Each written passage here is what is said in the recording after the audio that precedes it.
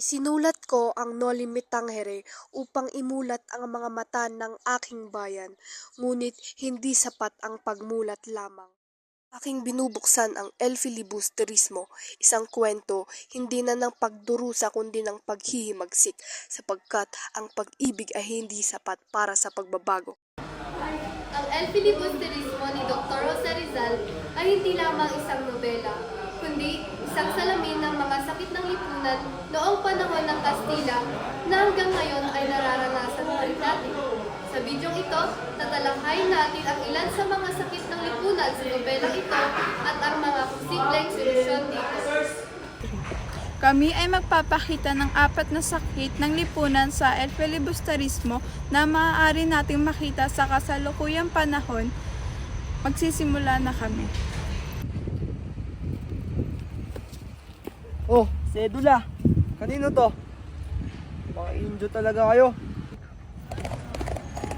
Uy, Indio, tigil mo nga yung karwahe. Maba ka. Bakit po? Saan lang yung sedula? Nasa aming tahanan po, naiwan ko po. Di ba bawal kayo lumabas ng walang sedula? Opo, pasensya na po. Anong pasensya, ha? Pasensya na po, pagbigyan nyo na po. Anong pasensya? Ha? Anong pasensya, ha? Pasensya na po. Ha? Pasensya na po. Anong pasensya, ha? Ha? Ha? Anong pasensya, ha? Pasensya na po. Walang pasensya kaya dito. Padre Camora, anong gagawin mo sa akin? Hindi naman ito ang aking hinihiling na kapalit. Di ba gusto mong makalaya si Basilio? Sundin mo na lang ang aking kagustuhan. Malapit nang mamatay si Kapitan Tiago. Makukuha ko na rin ang gusto ko at yun na ang kayamanan niya. Kapitan Tiago, gumising ka na. Nandito na ang iyong gamot.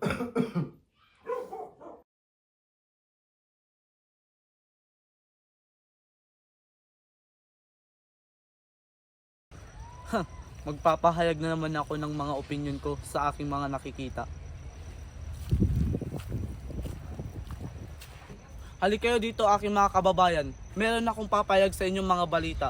Bawat bayan, laging may tinig na naririnig, tinig na dapat sanang nagsisilbing ilaw sa dilim, mga tagapagsalita at manunulat. Paano kung ang ilaw na ito ay nagbubulig pala sa atin sa mas matinding kadiliman? Ngunit, paano nga ba natin maiuugnay sa kasalukuyang panahon?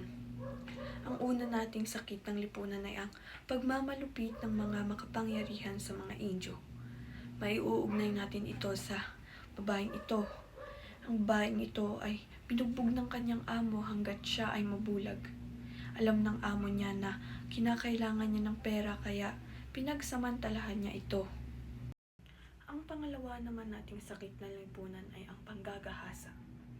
Maiuugnay naman natin ito sa kasalukuyang panahon na meron pa rin naman tayong panggagahasang nangyayari.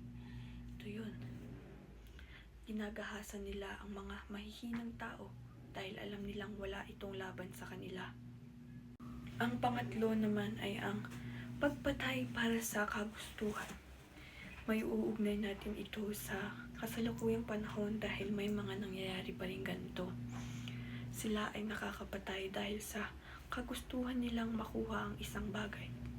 Ang pang-apat naman ay ang pagbibigay ng maling impormasyon.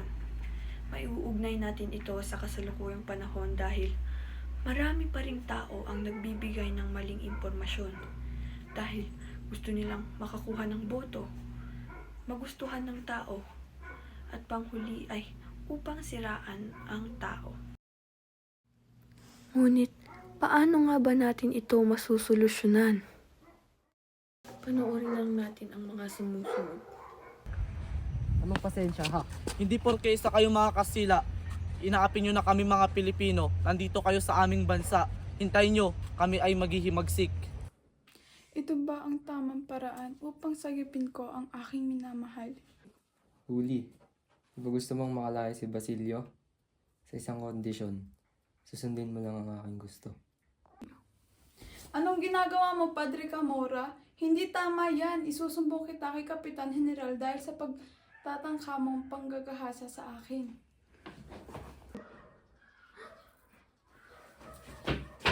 Kapitan Tiago, may sasabihin ako sa'yo. Ano yun?